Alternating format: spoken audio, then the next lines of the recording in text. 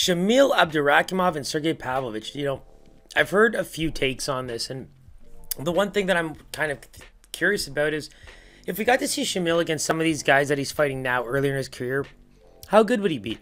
The biggest thing with the Dawkins fight that we saw was just that the durability is kind of dissipating a little bit, right? Like, we're not seeing the same Shamil anymore. He used to be a good quality striker. He's got the hands, but not the durability. It's kind of that simple. And then you look at Pavlovich, he relies so much on his boxing. The gas tank is fairly questionable, but you do some research and he's kind of got a Greco-Roman wrestling base. You wouldn't think it, right?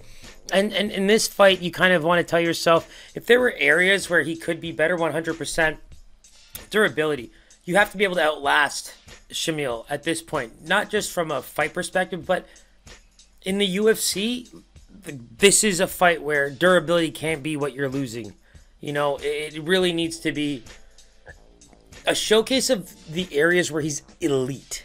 And if this is not a fight where he can show that kind of skill as a UFC fighter, it's going to be tough to trust him in the future, right? There's already evidence to suggest that he might be one of those guys that's an early fighter, just very exciting, and then kind of slows down. But if he does that against a guy like Shamil, you have to tell yourself that he just might not be ready. And the Overeem finish is there, but he's developed a lot since then. And for me, when you watch that Overeem fight, you could almost make the call that Overeem felt a bit of his punches and was willing to change up that game plan, right? Started clinching a bit more, looking for his opportunities, a little bit more ground and pound, that kind of style of fighting, right? And I think in this case, Shamil would probably want to employ a very similar game plan. Get in close, use a Muay Thai clinch, get some knees and elbows up in there, attack the body. We just said it in the last fight, but Pavlovich is definitely going to be throwing some big hooks to the body, trying to come up top and attack the head as much as he possibly can. And I think he might be able to get a quick finish early. So it's almost like Sergei needs to not gas himself out early in the fight, but he also needs to get that big finish. So first round Pavlovich, but Shamil maybe pulling something off in the second and third rounds is not out of the question. So what do we call that, right? Obviously, Sergei's the potential favorite to begin the fight, but a live dog, right? Second round, third round, who knows what Shamil looks like if he takes a lot of damage too, but seems to be on his feet. He's got good cardio, and then all of a sudden Sergei, from all that powerful throwing that he does, maybe starts to tire out, right? With that said, Sergei, guessing the line, minus 170 makes a lot of sense here. If not, probably a bit higher.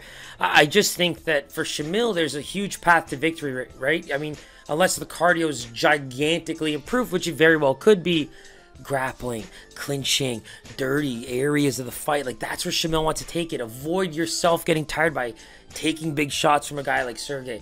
Cut that distance down and just start to just use that body, use that hair, and smother the man. I mean, it's just one of those things where it's such a clear path to victory for both guys, but it just comes down to who can do it better, and I think that's where people are struggling a bit. So let's go with Sergei's a minus 170. I just think the hype in the direction of where he's going, it's hard to go against him right now.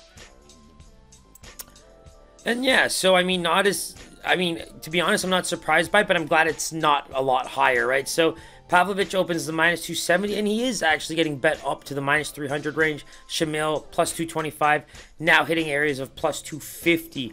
And so would I bet Sergei at that price? No, but would I consider his finishing prop or maybe even his round one win prop? 100%. I think if he was to win, it's going to be early and it's going to be devastating. So that's a fun fight, a little bit all over the place, but I think that there's a huge opportunity to suggest Sergei wins early, and maybe Shamil can do some damage later if Sergei just proves to be too tired.